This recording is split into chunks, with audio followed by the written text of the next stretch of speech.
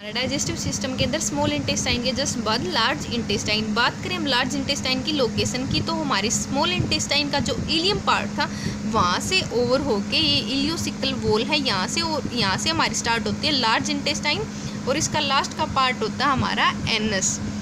तो बात करें इसकी हमारी लेंथ की, तो 1.5 सेंटीमीटर या अप्रोक्स 5 फीट इसकी लेंथ होती है। 6.5 सेंटीमीटर इसका डायमीटर होता है।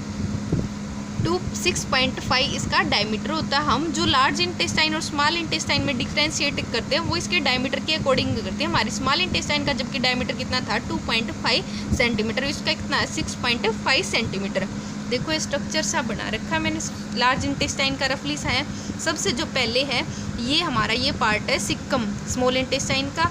उसके बाद ये असेंडिंग ऊपर की साइड जा रहा है, असेंडिंग पार्ट है। अप्रोक्स 12 to 20 सेंटीमीटर इसकी लेंथ है, इसको हम बोलते हैं असेंडिंग कोलोन। उसके बाद ये है ट्रांसवर्स, जैसे लाई है इसको हम बोलते हैं ट्रांसवर्स कोलोन। सबसे लंबा होता है हमारी लार्ज इंटेस्टाइन का सबसे लंबा जो पार्ट होता है वो होता है ट्रांसवर्स कोलोन, लेंथ होती है 45 सेंटीमीटर। उसके बाद ये नीचे की साइड है, इसको हम बोल रहे हैं डिसेंडिंग कोलोन, 25 to 30 सेंटीमीटर इसकी लेंथ होती है। उसके जस्ट बाद एस शेप है, ये एस शेप ऐसे, इसको हम बोलते हैं सिग्मोइड कोलोन, 40 सेंटीमीटर इसकी लेंथ होती है। उसके बाद रेक्टम, उसके बाद एनएस। रेक्टम है 20 सेंटीमीटर है, एनएस है 3 सेंटीमीटर। एनएस के अंदर भी हमारे दो स्पिंचर होते हैं, इंटरनल होते हैं और एक एक्सटर्नल होते हैं। इंटरनल इनवॉलेंटरी स्पिंचर होते हैं, एक्सटर्नल वॉलेंटरी स्पिंचर होते हैं। इसको हम बोलते हैं हिपैटिक प्लेक्सिस, जहाँ से ये कर्व सा फॉर्मेशन होता है दोनों साइड से, इसको हम बोलते हैं हिपैटिक प्लेक्सिस। दोनों कवरिंग पे हिपैटिक प्लेक्सिस। और आगे बात करेंगे हम टेनिया कोलाई की, फोल्ड से फॉर्मेशन होती है, इसको हम बोलते हैं टेनिकुलाई और टेनिया कोलाई, जो बैंड्स हैं उनको। बात करते हैं हम इसके पार्ट्स की या फिर रीजन की, तो हमने इसको 4 रीजन के अंदर डिवाइड किया है। सबसे जो पहले है स्मॉल इंटेस्टाइन के जस्ट बाद सिक्कम कोलोन। कोलोन को भी हमने 4 के अंदर डिवाइड कर दिया, असेंडिंग कोलोन, ट्रांसवर्स कोलोन, फिर डिसेंडिंग कोलोन और फोर्थ सिग्मोइड कोलोन या फिर पेल्विक कोलोन भी बोलते हैं सिग्मोइड कोलोन को ही। उसके बाद रेक्टम, रेक्टम के जस्ट बाद एनल, कैनाल या फिर एनस। तो एक एक करके बात करते हैं। सबसे पहले सिक्कम, पाउच लाइक स्ट्रक्चर है, 2 to 7 सेंटीमीटर इसकी लेंथ है और इसके जस्ट नीचे एक छोटा सा जो पार्ट है लेंथ वाइज उसको हम बोलते हैं अपेंडिक्स। अपेंडिक्स के साथ ये अटैच है, अप्रोक्स 8 सेंटीमीटर इसकी लेंथ होती है, इसको हम बोलते हैं अपेंडिक्स। सिक्कम के साथ ये अटैच है।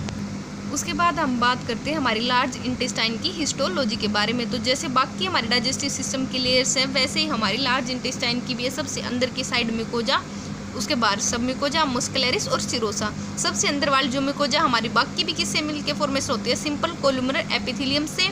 उसके बाद लेमिना है, उसके बाद थोड़ी सी ये मस्कुलरिस लेयर की मसल्स टाइप हमारी है मस्कुलरिस म्यूकोजा।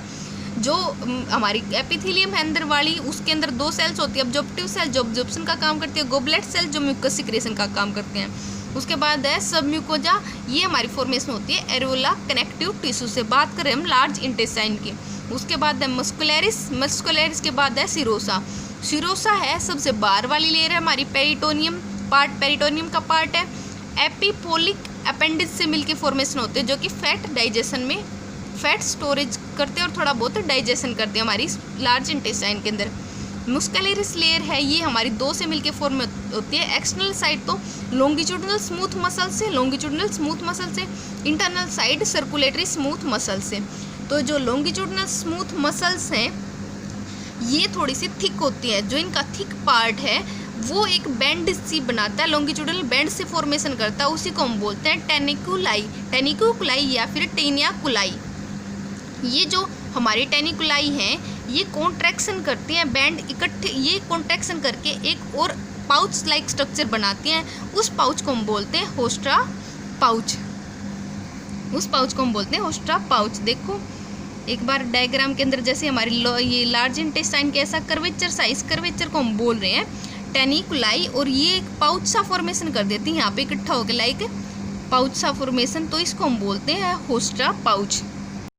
उसके बाद बात करते हैं हमें लार्ज इंटेस्टाइन के इंपॉर्टेंट फंक्शंस के बारे में। सबसे पहले जो इंपॉर्टेंट फंक्शन है वो है अब्जॉर्प्शन का, स्मॉल इंटेस्टाइन भी करती है और जो बच गया अब्जॉर्प्शन वो करती है हमारी लार्ज इंटेस्टाइन। मोस्टली तो हमारी स्मॉल इंटेस्टाइन ही कर देती है, उसके बावजूद भी जो बच गया उसको अब्जॉर्ब करती है हमारी लार्ज इंटेस्टाइन।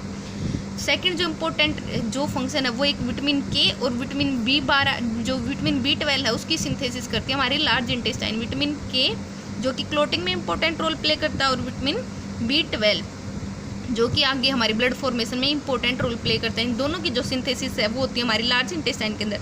थर्ड है हमारी जो फिक्सेस है उनको आगे मोटिलिटी या फिर एक्सपल्सन जो करती है वो करती है लार्ज इंटेस्टाइन। 3 इंपॉर्टेंट फंक्शन हो गए अब्जॉर्प्शन का विटामिन के और विटामिन 12 की सिंथेसिस और फिक्सेस की एक्सपल्सन का।